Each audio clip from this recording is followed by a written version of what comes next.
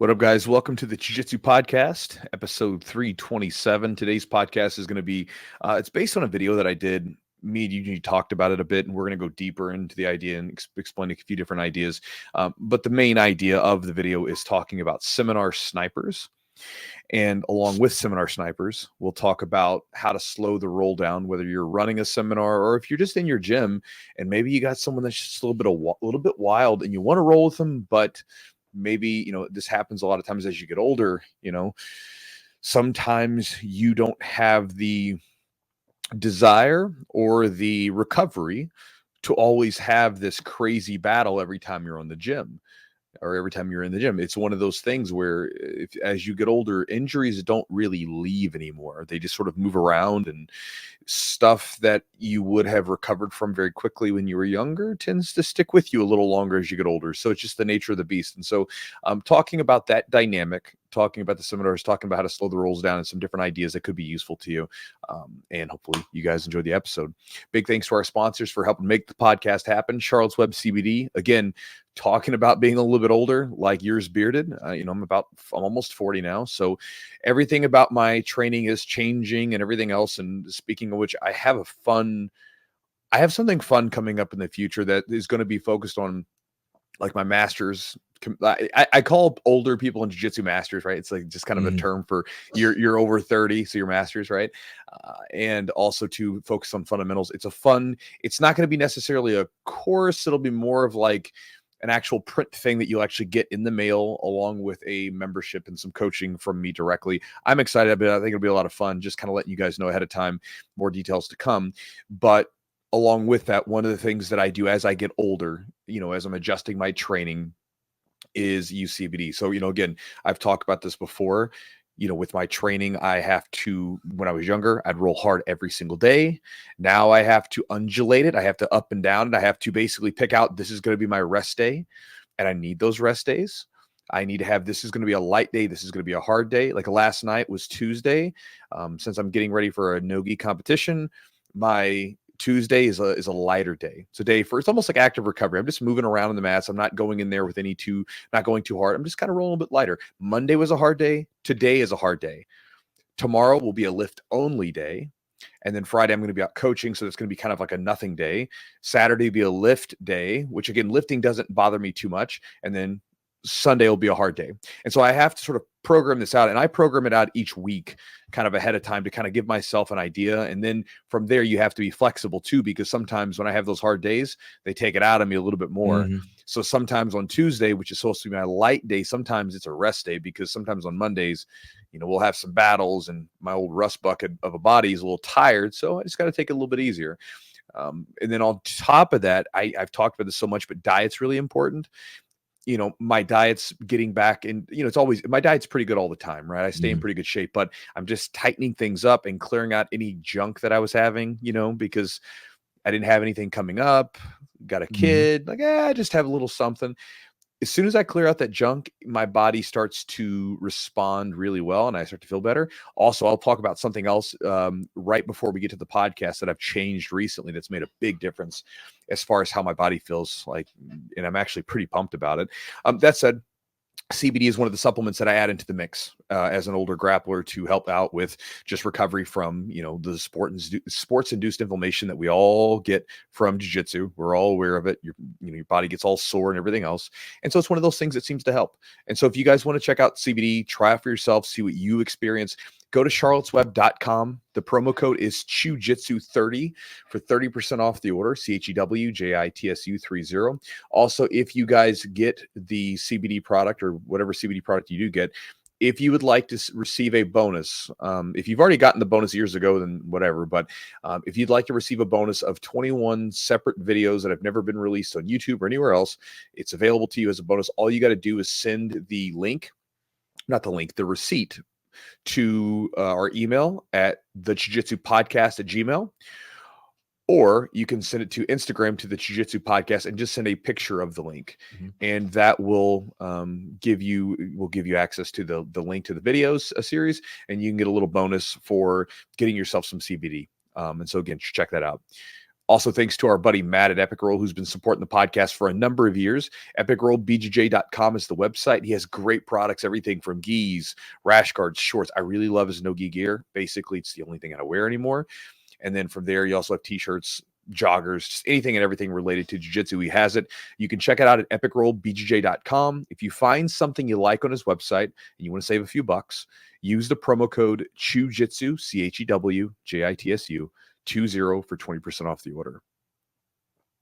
And also, guys, if you want to support the podcast directly and get something that I think could be really useful to you, check out patreon.com/the Jiu-Jitsu podcast. You'll be supporting the podcast. It's very inexpensive. You get a whole library of content delivered to you that has everything from seminars that were recorded to also guest spots that we've had with each one of our guests where we talk about some useful tip that you can use to do your jiu-jitsu. Now, that said, one of the things that I wanted to sort of pinpoint here is that Eugene, essentially, here's what happened.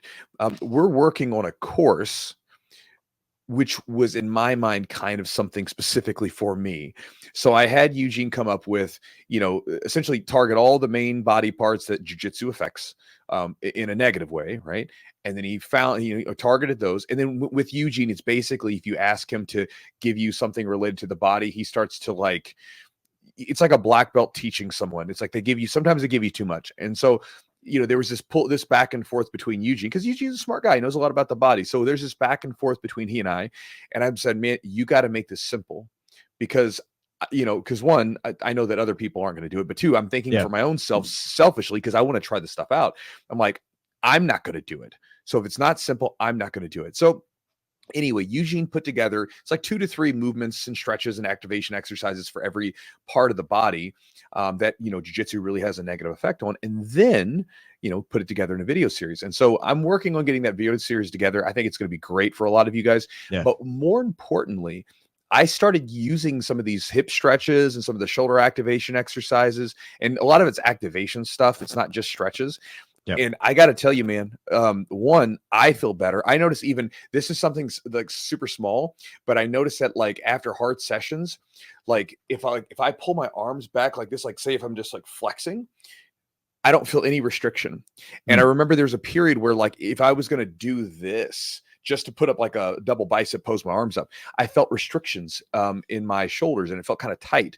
When I've been doing shoulder presses recently, I've had a lot less restrictions. Nice. My feels much smoother. My shoulders feel a lot better. Even my hips are feeling better, and my knees as well. And I was talking to one of the guys, Gage, one of the purple belts, who came in. He came in on Monday, and I remember he was telling me, he's like, "Hey man, those because I've basically been doing them during my warm-ups, with the class." And he came in, he's like, "Bro, those exercises are killer. It's I feel so much better." So he's like, "Can we keep doing those?" I'm like, "For sure, we keep doing them." So we're going to keep doing them, obviously, and I'm going to keep doing them because I'm enjoying it. But the series will be out soon enough. I'm still working on finishing everything up. But for those of you that would like to try something like that out, if you've got some tight hips and shoulders and stuff, and you want a simple routine to just sort of loosen things up that you can do relatively quickly, then if you go to the Patreon website, patreon.com/the Jiu-Jitsu podcast, Eugene has this series of stretches and warm-up routines that we've done with some of our jiu-jitsu camps. A lot of it is stuff that's going to be included in the series. There's some different stuff that's going to be a little different in the series, but a lot of it's there. And so if you want to, you can literally pop it on and follow along with Eugene in the video and stretch your stuff out. And again, a lot of it is not just stretches, but activation exercises, which is really important because a lot of times many of you guys have probably had this experience. You stretch your face off for a while, right? But then the muscles just go back to being tight. Whereas if you start to activate the muscles that a lot of times are not turned on, basically, they help fight against the overly tight muscles over the muscles or the muscles that are trying to take over, so to speak. And so it's been really useful to me. So you guys can check that out if you want to at patreon.com/the Jiu-Jitsu podcast. And Chew, one thing, you're doing a great job. You did a great job running that stuff. You did great. It was perfect. Did I? Okay, good. Yeah, I was I was missing something because I was just chilling. We did it yesterday during class, and of course, I'm happy we're doing it. I just get extra reps and I get extra love to my hips and my joints and stuff in the shoulders as well. But you did a good job, man. It's and that's the way it should be. That means I did a decent job explaining it because I want you. It's got to be simple enough to hey, here's a movement. here's a stretch, here's an activation, here's this, here's that. And you can do it in a sequence and it makes sense. Yeah. And so the fact that you can run it, number one, and then show it to people and they do it. And I was watching how everybody else was doing it. And they were doing it the right way. So that's perfect. That's good. So great job on that. Well, thank you. And it's like I said, Yeah. I like it in the fact that it was so simple to follow was helpful for me because again, if it gets too complex and involved, I'm not going to do it. That's how it is, but man, making yeah. it nice and simple, it's like it's enough to basically it's like that almost that what you know, like that basically minimum effective dose. You know, it's like it's not too much, but I'm still getting an effective dose, and I feel a big difference in especially my knees, bro. My knees and my shoulders. By activating my hips, I noticed that my knees feel a lot more comfortable. Yeah. And then afterwards, my shoulders, they feel so much better when I'm done training. So again, I'm excited to share this stuff with you guys as time goes on, and we put together a really cool series together that's going to be like solo drills and all this other stuff, along with muscle activation stretches, stuff that you can essentially do from home to improve your jiu-jitsu by increasing your movement capacity and fixing your old bucket of bones. I think it's gonna be great. More details to come. But we'll check it out later. And again, if you guys want to check out my daily email where I send everything from tips on jiu-jitsu, weightlifting, diet, ideas on philosophical stuff that I'm reading. I like sharing books and stuff. I was reading some Schopenhauer the other day, came across an interesting article or interesting passage. And then I was reading Ernest Becker's The Birth and Death of Meaning the other day. It was a really popular email. People really liked it. So again, everything in between, I just share ideas that I think are really useful. And then it goes down to like stories and stuff like that too. If you enjoy the podcast, you enjoy the videos, then you'll enjoy my emails. You can get them at chewjitsu.net/join, JOIN. And when you join up, I'll give you a couple of free ebooks that help you with your jiu-jitsu. And then on top of that, then we will jump into my daily email, and I'll also give you offers. By the way, guys, shameless sort of like warning, I will offer you things. And sometimes I'll just send you links and stuff to click on and stuff to watch, but I will throw in offers of stuff that I have coming up, like camps or events or products or books or whatever.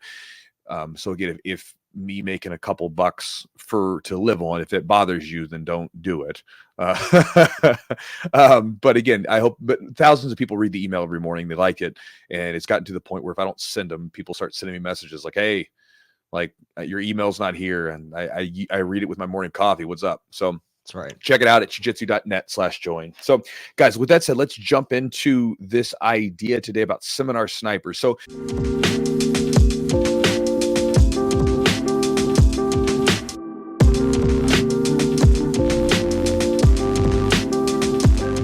where this idea came from, recently I was listening to the Lex Friedman podcast.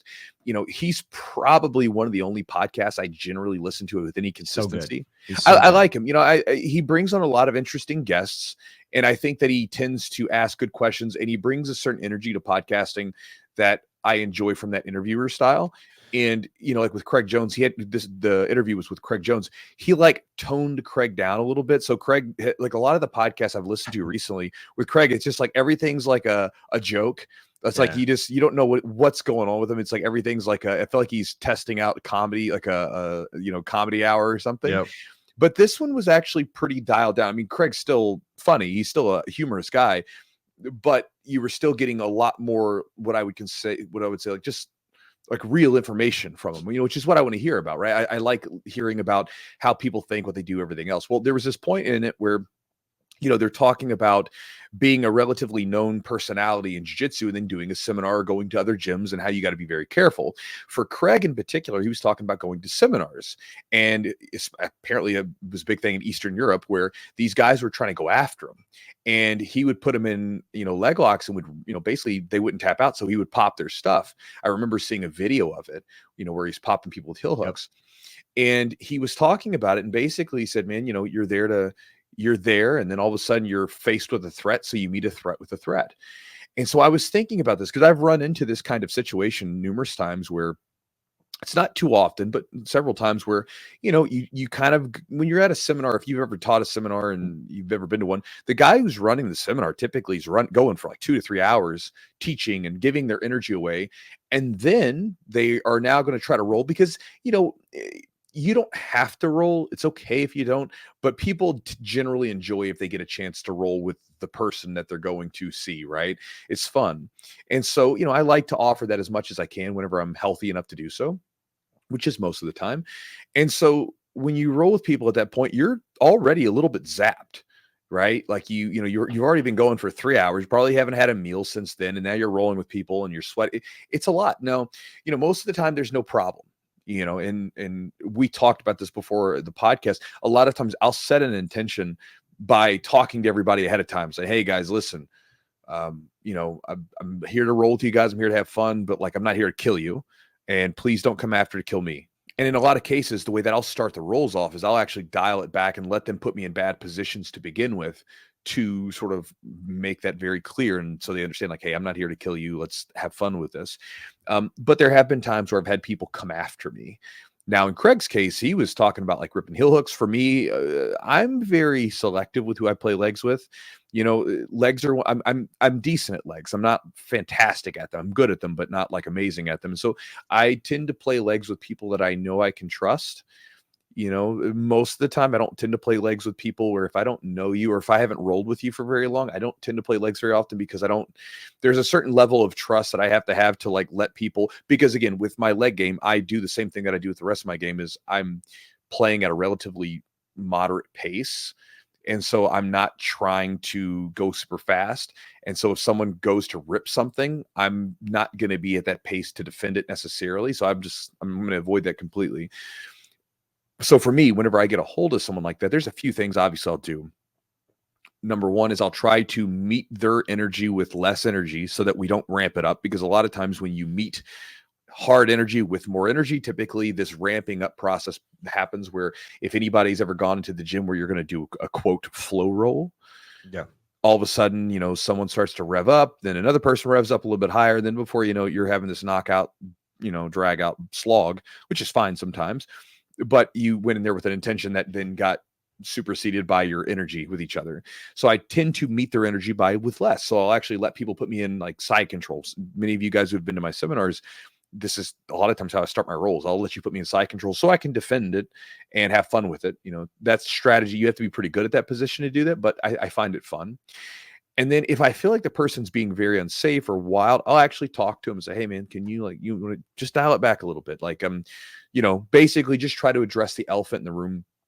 In some cases, when I do that, I found that a lot of people, since they've been watching my videos, listening to the podcast, buying instructionals, whatever, I've become, they have me I'm like one of their jiu-jitsu heroes. Their words, not mine. That's been said to me a lot, right? So when people meet me, they're like kind of nervous. And so even just addressing that sometimes, like saying, hey man, just chill. It's all right, bro. Like we're cool. We're gonna have some fun. And there's been a couple times where people have literally said, oh man, I'm sorry. I'm just really nervous. And I'm like, it's cool. We're just going to go, and then, if any of that doesn't work and we're rolling, if I'm not feeling it, I will literally tell them I'm not rolling with you. I've had to do that before where I'm just like, look, man, I'm not rolling with you. Like, I'm not here to do this today. Or I'll just put them in a really bad position and just smash them. Just like put them in put them in the bottom of the mount, wherever. And just like, I'm not going to have fun with this roll. I'm just going to contain you so that you don't hurt me. And that's going to be that.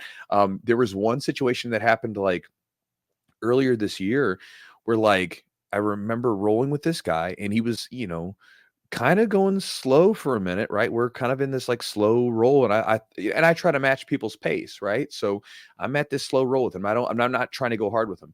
And then all of a sudden, like, I mean, this guy's like probably about 250. Like he like does like a backflip over my guard and like knees me right in the face. And I'm like, what do you, and I got up. I was very angry. I was like, what are you doing, bro? You literally you're 250 pounds. You just did a backflip after I'm slowing this thing down and like just crushed me in the mouth with your knee. I'm like, what are you doing? And I had to come down there. We rolled again. I immediately like arm dragged him, put on his back, and I sat there for the next like 4 minutes with just him with his face buried in my chest. I'm like, we're not moving. And again, I had told him to kind of chill a little bit, but it was a weird roll, and I've had it happen a couple times. But for, that's kind of with seminars. And for you guys, if you ever go to a seminar, kind of a message to you is understand that when you go there, the guys that are running these seminars, me or whomever, we're typically visiting, we're traveling, maybe seeing a new city, right? We may not be in the most aggressive mindset. I've been in situations where like I remember I did a camp one time and I had just gotten back from having a week and a half long vacation for honeymoon with my wife. I've been eating, having some drinks, just living and enjoying myself. I wasn't exactly in the best shape. and people coming after me was like kind of a not fun experience. Yeah. But understand that when you go to these seminars, it's not a place to test yourself, right? Like, for instance, if you go to one of my seminars and you submit me, which happens a lot, actually, I get submitted because I'm always trying stuff. If you go submit me, I have like a, jiu-jitsu, world title, masters, but jiu-jitsu world title, nogi pans, 3 weight divisions, ADC trials. I have a bunch of different medals and titles I've won over the years, right? If you beat me, you don't have any of those titles. Maybe you have them, but you don't have mine. You have yours, I have mine, right? And if you have none, then you have none. You don't gain anything by it. And it's not like it's Highlander, right? You don't put me in a rear naked choke and then absorb my power. So there's no real reason to come after me and try to take my scalp. Also, if you're trying to impress someone, understand that we don't really. It's fine to go after someone and try to use technique to, like basically at a good pace and try to catch them. There's nothing wrong with that. But there's a different type of energy and everybody can feel it. When someone's coming after you to try to beat you, there's just a different intensity. The people at the seminars, these black belts and high level grapplers, it's not going to be fun for us. We're not going to be impressed by it. We're not going to like it. So just dial it back a little bit. Understand again that when it comes to practice doesn't count.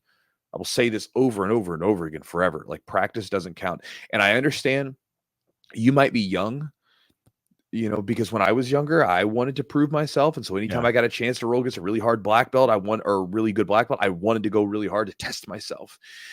But again, that's not the place to test yourself.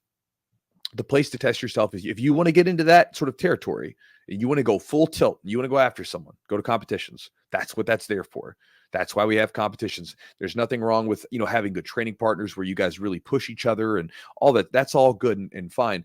But when you're trying to really go after someone, that's a competition place. And again, some of you guys may not get this. It may not ring with you. You may have disagreements with this.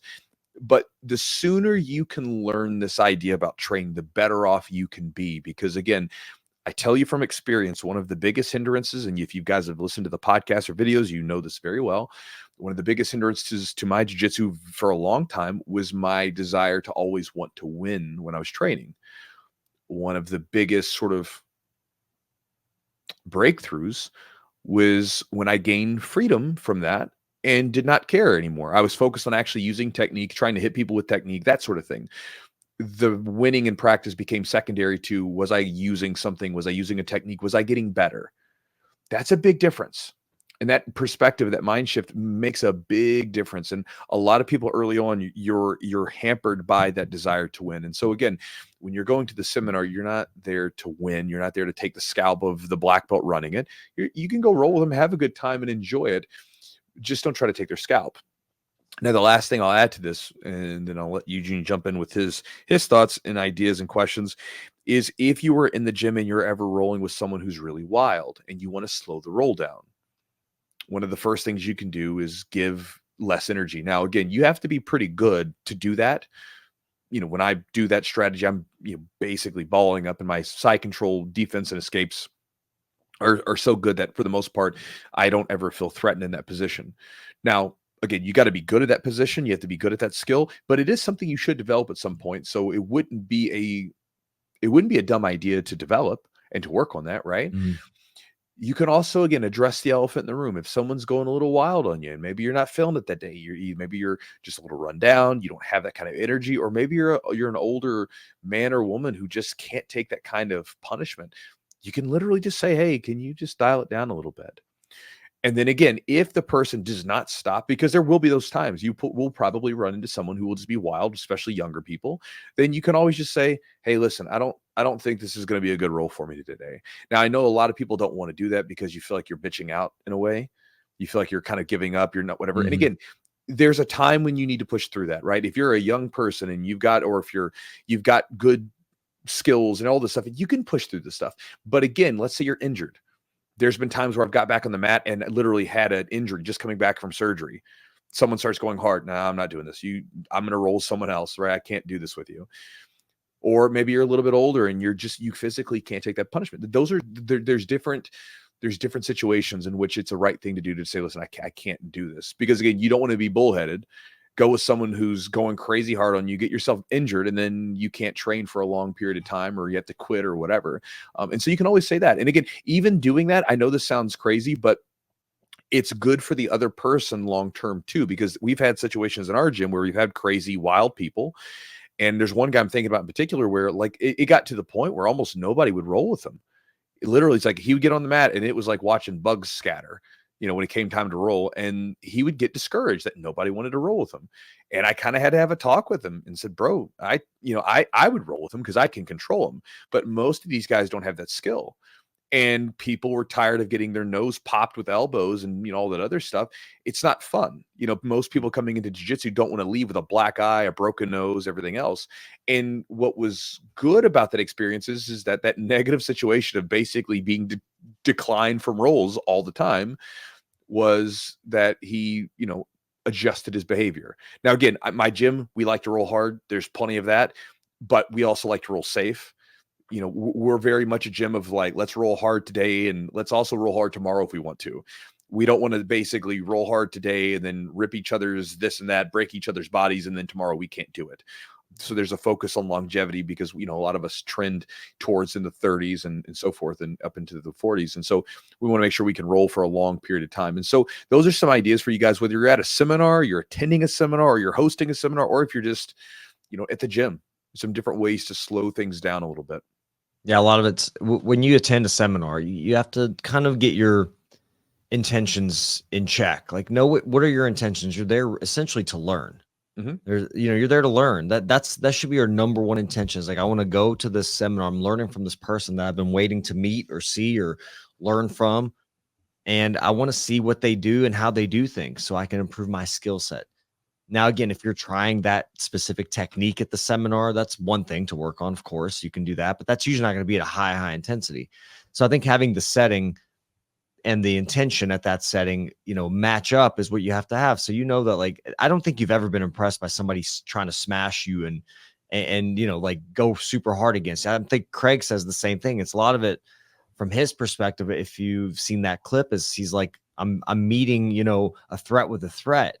Like, yeah, it leaves a bad taste in your mouth. Yeah, it's kind of like, I'm going to use weapons that could hurt you if you're using weapons that can hurt me, essentially.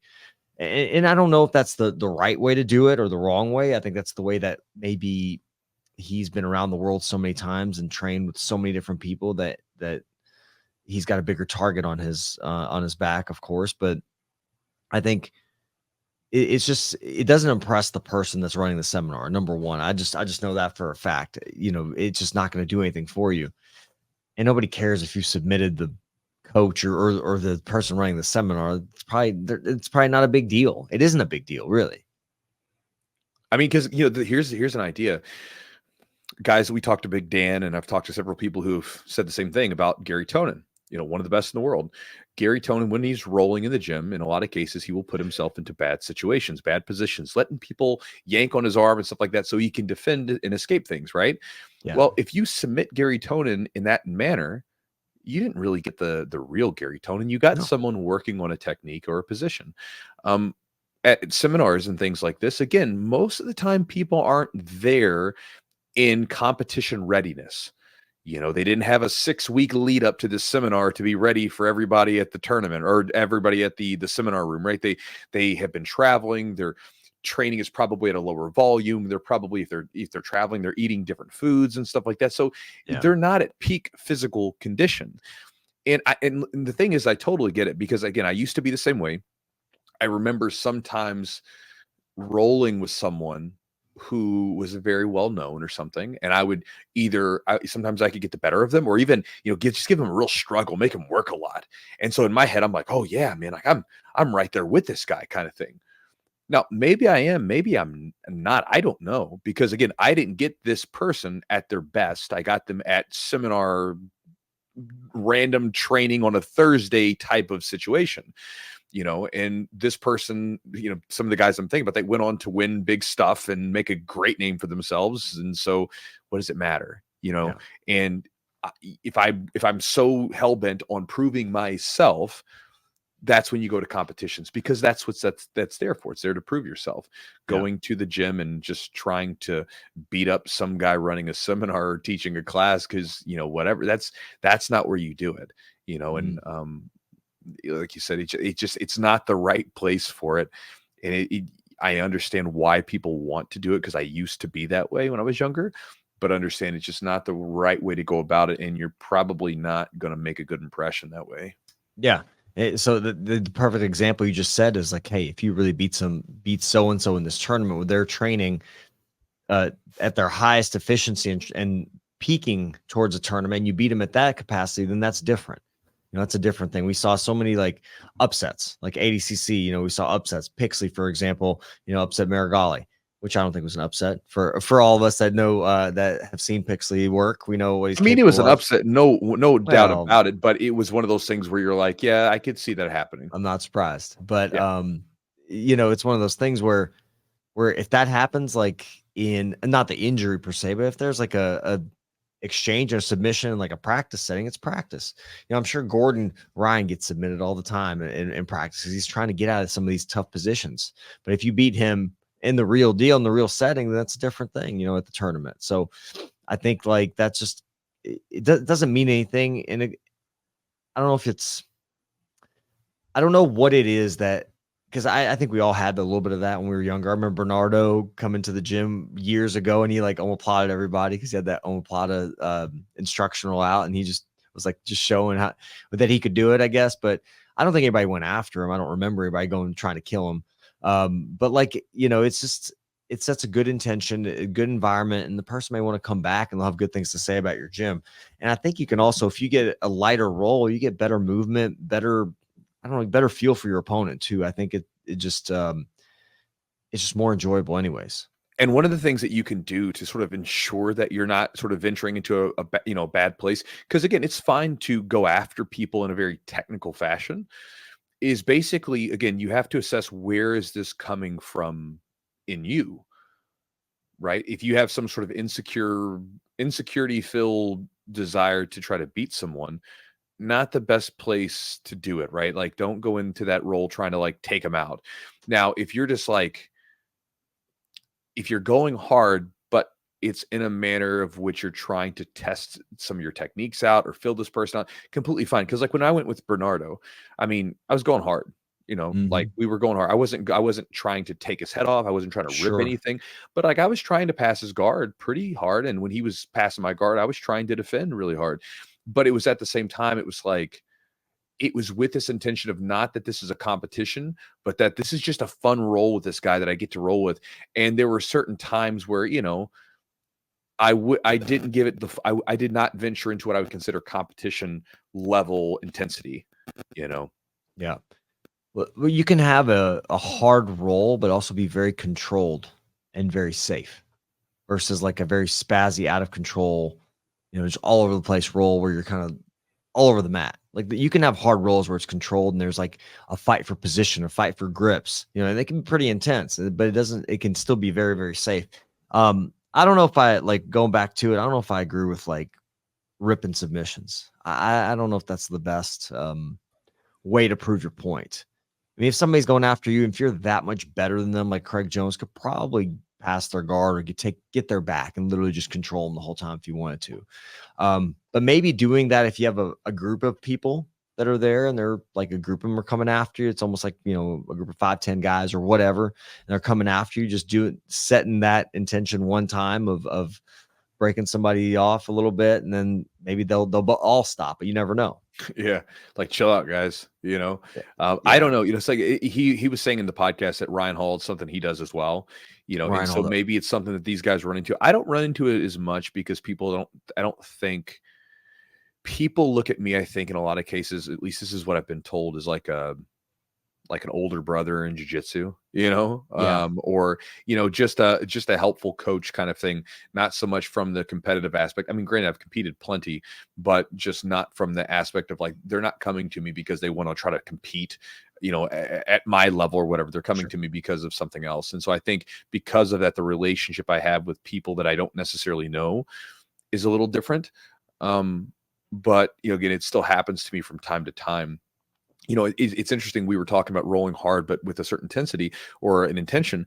Probably my toughest rolls, my hardest rolls are with people that I feel the most comfortable with, the people that I actually like the most, because there's this thing where if I know that we're cool and I know that you're good and I know that we can go really hard. And we both know that there's no animosity, there's no intention. We don't care. We're going to get submitted and submit each other. It's going to go back and forth. And during those rolls, it can be incredibly intense. But at the same time, the energy of it is fine. It's a good energy, right? Where we both know that, like for instance, I might elbow someone accidentally, and I'll literally stop, and then they'll be like, "I'm good, man. Let's keep going." And then we just keep going, right? We're still checking on each other, and there's still an element of we're going hard, but we're still trying to keep each other protected. And I think that's really where we've all felt it before. There's an energy that everyone has energy to them, right? You don't have to be woo woo to believe this. You roll with someone and you can feel whatever's going on with them.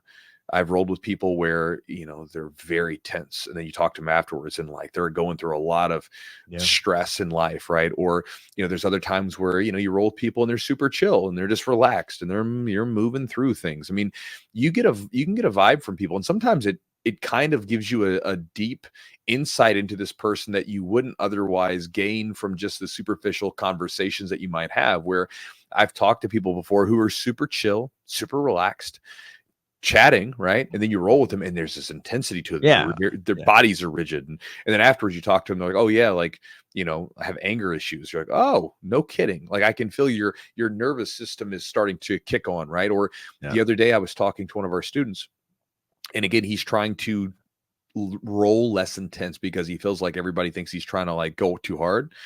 And one of the first questions I asked him, and I was being serious about it, I said, "Have you ever had physical trauma when you were younger?" Because it's something that I noticed, because something I think that made my rolls, especially my spazziness, really bad earlier on was the physical trauma I had when I was younger. So I asked him, like, "Have you ever had physical trauma?" And he was like, he explained that he did. And I was like, well, that's part of it. Your nervous system, like when you're having someone, trying to pin you down, your body's remembering times where you were pinned down and it's freaking out. And so you're running into this situation. And maybe for you guys listening, if you're one of those people who sometimes gets criticized for being a little spazzy, being a little wild, and going too hard, again, you can kind of ask yourself that same question and understand that has a role to play in a way that you can address it. And this probably doesn't sound like life changing to you, but it can be, is to breathe. So what will probably happen in those moments of intensity, or when your body's nervous system is starting to freak out a little bit, is if you are aware, you'll probably notice that your breathing stops. You'll tend to hold your breath. It'll become, your body becomes just very rigid. And so in those moments, try to take a deep breath.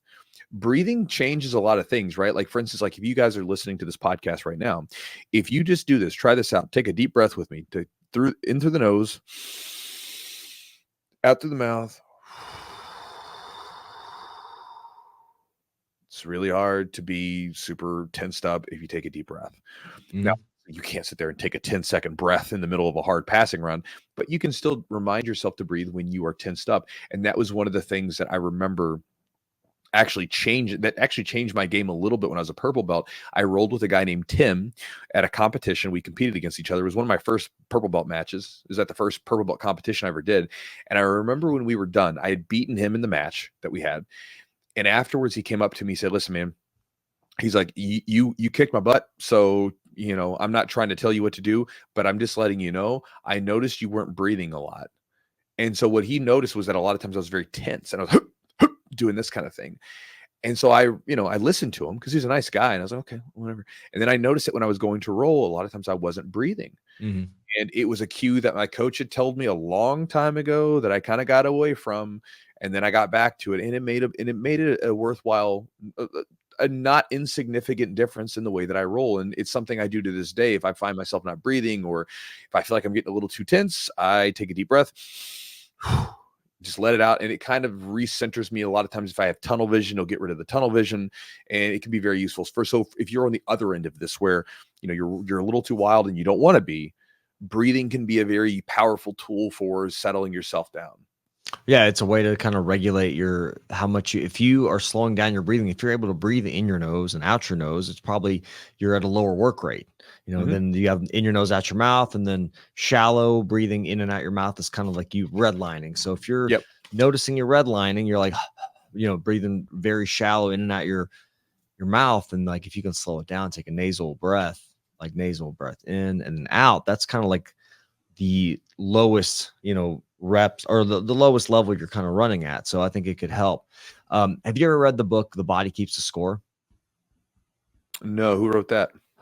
Bessel van der Kolk, I think. And No. so it's about trauma. And like my wife's like, studies, she works with a lot of clients of the deals with trauma. She's very interested in kind of trauma informed therapy, things like that. Well, yeah, because she's a massage therapist, She's a and massage so if therapist she's and rubbing on people's bodies, I mean, yeah, because I remember when I first started working with her, it's kind of weird having this person yeah, essentially have access to your full body, and you have to just yeah.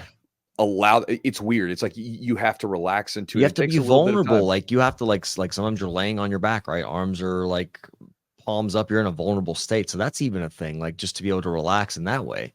So Well, right. Well, I mean, for me, maybe people listening to this sounds silly. Like, I'm not talking about like vulnerable in the sense of like that I'm naked or something, right? It's not no, that. no. It's vulnerable in the sense that, like, for instance, if she takes my arm, she starts moving my arm in a range of motion where, like, if she decided to, she could do a quick pop and she could literally knock my shoulder out of socket, right?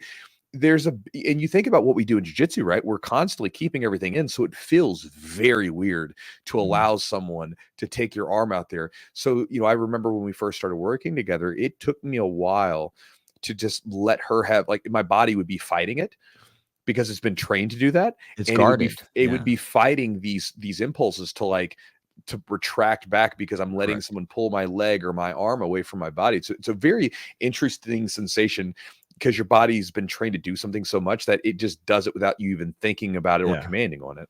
Well, you see that a lot in physical therapy as well. If you're like somebody had a shoulder injury and they're very guarded, Mhm. protecting their shoulder, and you're starting to move their arm, they fight it. You feel their muscles kick in. So Yeah, it's a yeah. lot of getting through that guarding process. But like in that book, the body keeps the score. It kind of talks a little bit about how if you have trauma, it can be shown, externally. Your body kind of remembers that trauma in some ways. So you could have things like if you've had some type of, something happen to you when you were younger, you may go into like fight or flight a lot more quickly or easily, right? Like, so if Right. somebody's really intense, like it's hard for them because if you're in a close proximity, we're training, we're doing jujitsu, right? We're trying to like basically hold or control our opponent and then put them in a submission of some sort. That can be very in some ways trigger that fight or flight, and they can start to spaz out, right? You'll see people do things maybe that they usually don't do on the mats, like as far as like leave their arms out in certain ways or Mhm. do certain things. Like you're like, why would you put your arm out there and get arm bar? But like they panic and things happen. So I think that being able to like that's something you brought up a great point, but that's something I'm sure like when we had TJ from We Defy, right? You talking about like a lot of these military veterans coming in. It's a way for them to heal. It's a way they can kind of like get some semblance of regulation of their like dealing with this fight or flight and this trauma that they kind of have had to undergo. So I think it can be like a healing thing, but also you can see it kind of poke its ugly head out where somebody just kind of freaks out and they spaz or do things like that if maybe they feel threatened. And it could be it's not a conscious thing too. It could just be their body's like, oh, we're in a dangerous situation, we have to protect ourselves. Yeah, no, it's something that, I remember having an interview with a woman. I've talked about this before on the podcast, but a woman, she's a psychologist, that the book she wrote was Transforming Trauma Through Jiu-Jitsu. Mhm. And, basically I had an hour-long interview with this woman. It became like, I think it was longer than an hour, but basically became like almost like a therapy session, Yeah. because so much of the stuff that I told her about that I didn't realize was a byproduct of trauma, like hypervigilance and all Yeah. these other things. And so, like, I remember talking to a few veterans too after this, and they're like, "Oh yeah, dude, like, because these guys are going, like." There was talking to one dude who had some really like gnarly tours overseas, and he was talking about like getting help because, again, same thing. You have all these different conditions, and you don't know why you're doing, you just do them. And so I remember having these types of things where, again, hypervigilance, even just building, because, like, again, something would happen where you see someone and all of a sudden you don't know who this person is, but your hackles are up. You're already like on edge because, you see every random person as a threat, and so it's interesting going through that. Then like, oh, okay, like, so and then it made me think this was probably also why I had trouble early on, because not only did I have like sexual trauma when I was a young kid, I then got the crap kicked out of me when I was, almost a teenager. So a lot of this physical abuse, this physical trauma that I had then carried over, that when I got into wrestling and jiu-jitsu, my body's faced with these physical threats. Yeah. And, its only experience with these physical threats very young was very bad. So, I didn't realize my body was not conditioned to look at these physical experiences as healthy. And so that was something that took a while, Sure. and so I think that's one of the reasons why I had so much like tenseness and anxiety about training, is because my body was fighting through it. And, Mhm. I think that looking back on, I mean, I'm glad I got into jiu-jitsu and wrestling, because I think it helped me so much to get over that. And, it, to use her title, transformed that otherwise negative situation into something positive on the back end, Mhm. because it then allowed me to, to deal with this, and then, convert it into something useful, which is good. It probably makes sense even if you haven't dealt with any kind of trauma. I'm sure most people have, but like, when you come in and you've never done any kind of contact sport or anything like a martial art like jujitsu, for you, it's kind of a fight or flight thing. Like, honestly, like it's very well, or a fight thing, really, because you're like, oh shit, I'm in this situation, and you don't know what to do, so you're going to spaz out essentially, until you get comfortable being in, Yeah. somebody on top of you. Like, because what do we do in side control? Somebody has top side control, and you're on bottom. What do we do? Don't freak out. You just have to relax, Everybody freaks breathe, out. stay in it. Everybody freaks out usually. They Yeah. start fighting until they kind of wear themselves out. So that's kind of one of those things. You learn to get really comfortable in certain situations where it's not typical for you to be able to relax. So I think, jiu-jitsu, getting off topic, which you always do, it's just one of those things that does teach you how to, deal with uncomfortable things, and be able to like be in it and not freak out. So I mean, it's just one of the benefits, of course, of jiu-jitsu, why we do it, mental, physical, and all that stuff. And but yeah, so I don't know. I think intention, going back to it, intention and kind of what you want out of a seminar or a role or even jiu-jitsu itself, it's something you got to think about. And one of the kind of going back to what you just said about jujitsu being good for people that, haven't experienced any sort of trauma or physical issues, I think too, is the fact that, you know, fighting and physical contact and confrontation is something that it's a human experience, and most people, even in relatively safe places, will eventually experience it.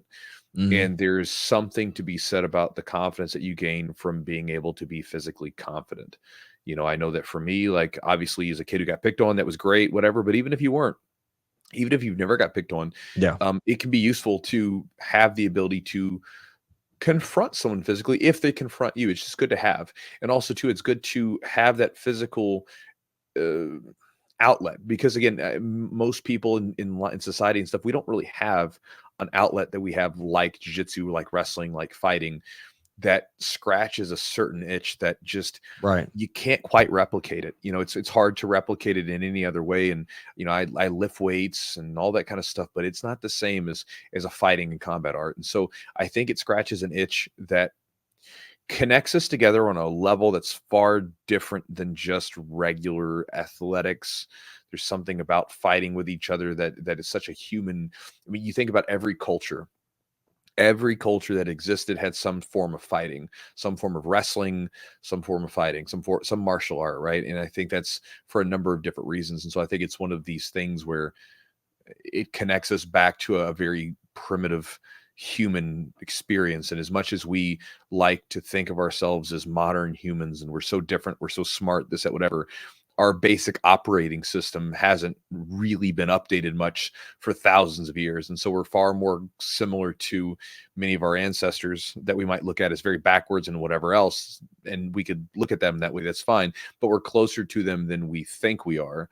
And I think that when you go through some of these really just base human experiences, like fighting and like, controlled fighting and sparring and wrestling and everything else, I think that it scratches some itch that humans have in them.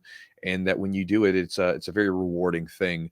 And again, it's an outlet that we don't necessarily get to see a lot of in society, because society is very like anti-fighting, anti-physical confrontation, that sort of thing. And so it gives us a good contained place. And I honestly think that the world would be better off the more people who were involved in some sort of ritualized or controlled fighting martial arts experience.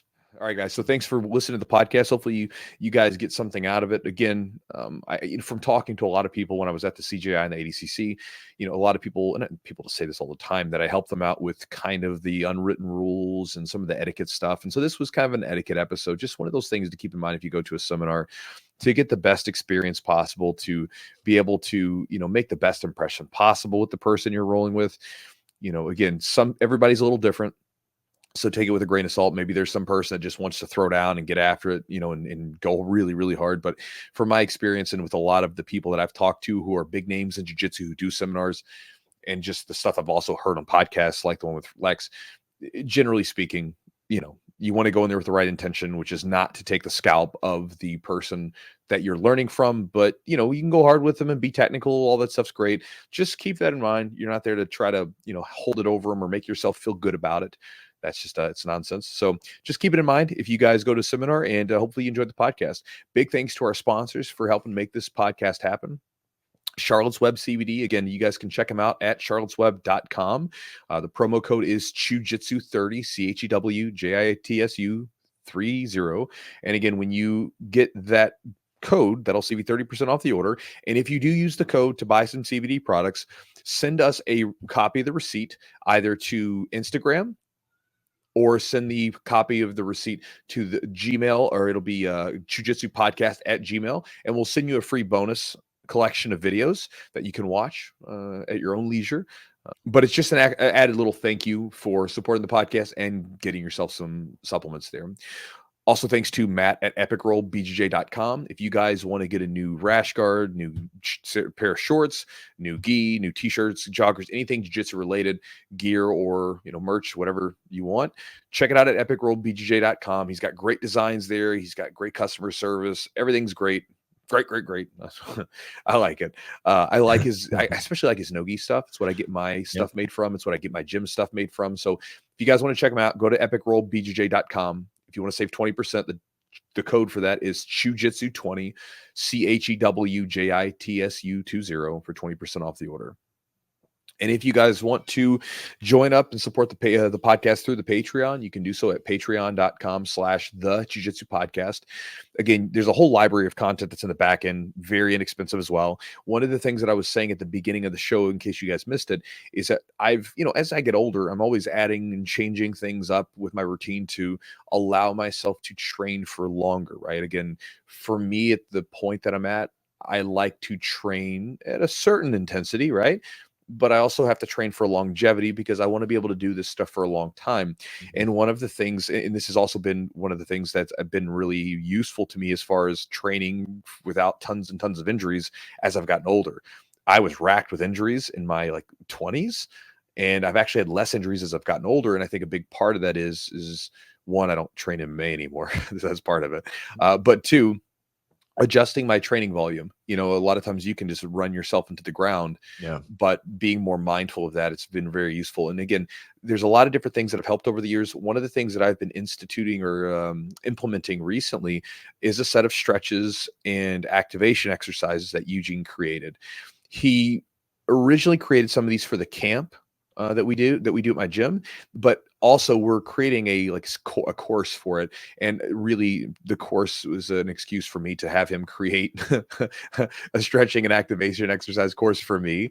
So I got him to do 2 or 3 exercises. It's very simple, easy to follow. And I've been doing them with my classes before we get into our technique, we'll just do a quick activation exercise. Takes 10 minutes. And again, it's made a big difference in me with my hips and my knees and my shoulders and everything else. And it's also done the same for a lot of the other guys. A lot of guys have talked to me since and said, oh man, it's made a big difference. and we should keep doing these. These are helpful, that kind of thing. So they're being requested now, which I like. And so happy to hear it. So again, if you guys want to get the original like routines that he started this off with, you can get it at patreon.com/the Jiu-Jitsu podcast. And there's a warm-up routines that he created that, again, we use at our Jiu-Jitsu camps. If any of you guys were there, that's available to you. And that said, if not, if you want to, at some point, we'll have a course coming up in the near future. We'll let you know on the podcast where he and I have created, basically it's an at-home sort of product where it's a bunch of stuff that you can do when you can't make it to the gym.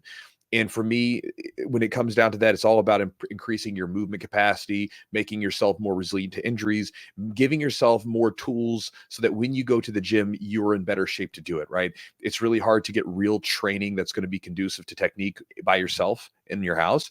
But if your body moves better, if you are less prone to injuries, if you're stronger, then all of those things will be very productive and they will help you make you better faster.